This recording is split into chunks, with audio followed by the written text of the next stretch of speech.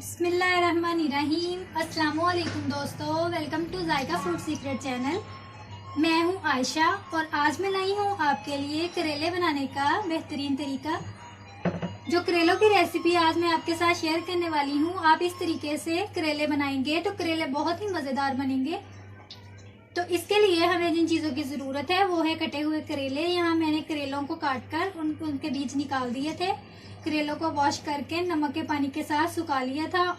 और इसके साथ हमें चाहिए प्याज। यहाँ मैंने 4 अदद बड़े प्याज लिए थे, क्योंकि हम कटे हुए करेले बना रहे हैं इसलिए हमें प्याज की ज़्यादा ज़रूरत है।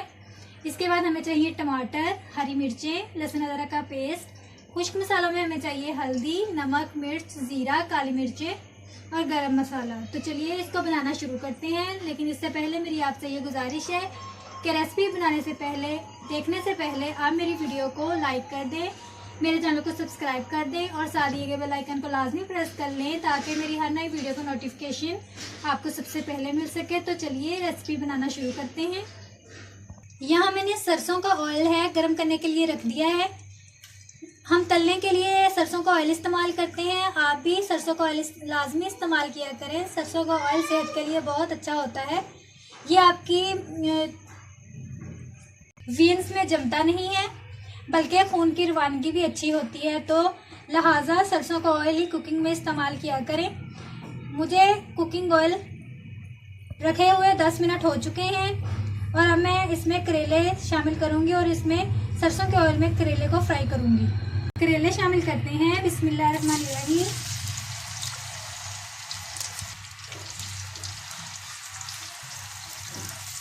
सरसों के ऑयल में आप कुकिंग करेंगे तो बहुत ही मज़ेदार खाना बनेगा और बहुत ही इसका अच्छा जायका आएगा।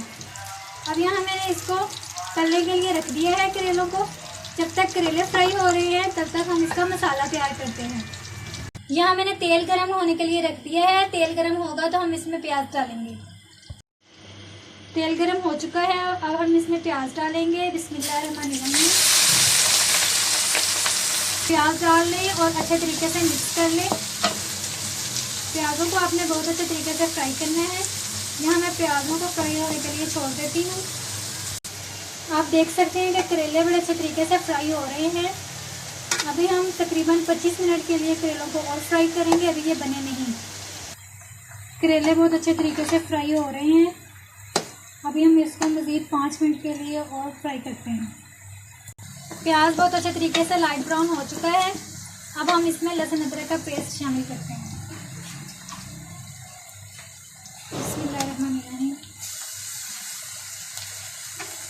इसको भी अच्छे तरीके से मिक्स कर लें और लाइट ब्राउन होने तक इसको ऑयल में फ्राई कर लें। आप देख सकते हैं कि करेले फ्राई हो चुके हैं। मैं इसको प्लेट में निकालती हूँ। अब ये मुकम्मल तौर पर तैयार हो चुके हैं। इसको प्लेट में निकालती हूँ। प्याज और लहसुन अदरक जो है वो फ्राई हो चुका है बहुत अच्छे तरीके से। मैं इसमें टमाटर शामिल करती हूँ। बिस्मिल्लाहिर्रहमानिर्रहीम। टमाटर शामिल कर दें, साथ में हरी मिर्चें शामिल कर दें। खुश्क मसाले शामिल करते हैं। 1 चम्मच हल्दी, 2 चम्मच सुरख मिर्च, 1 चम्मच नमक, 1 चम्मच ज़ीरा, 2-3 काली मिर्चें।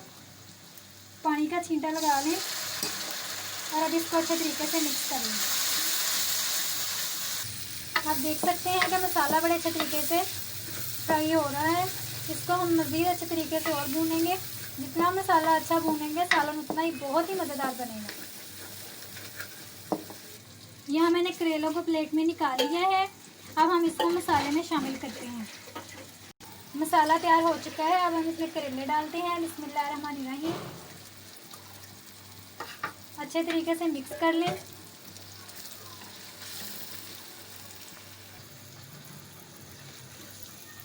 करेलों को मैंने मसाले में शामिल कर दिया है और अब इसको 15 मिनट के लिए दम पे रख दें।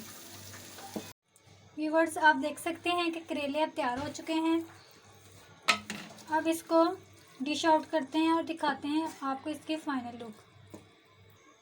लीजिए व्यूअर्स, करेले तैयार हैं और इसमें इतनी अच्छी खुशबू आ रही है कि मैं आपको बता नहीं सकती। दोपहर में अगर बनाएंगे तो ये बहुत ही मज़ेदार बनेंगे। इसको ख़ास तौर पर तंदूर की रोटियों के साथ खाएंगे तो और भी ज़्यादा मज़ेदार लगेंगे। अगर मेरी वीडियो आपको अच्छी लगी हो तो इसको एक लाइक ज़रूर कर दीजिए, मेरे चैनल को सब्सक्राइब कर लें और साथ दिए गए बेल आइकन को लाजमी प्रेस कर लें ताकि हर नई वीडियो का नोटिफिकेशन आपको सबसे पहले मिल सके। तो मिलते हैं अगली वीडियो में, तब तक के लिए अल्लाह हाफिज़।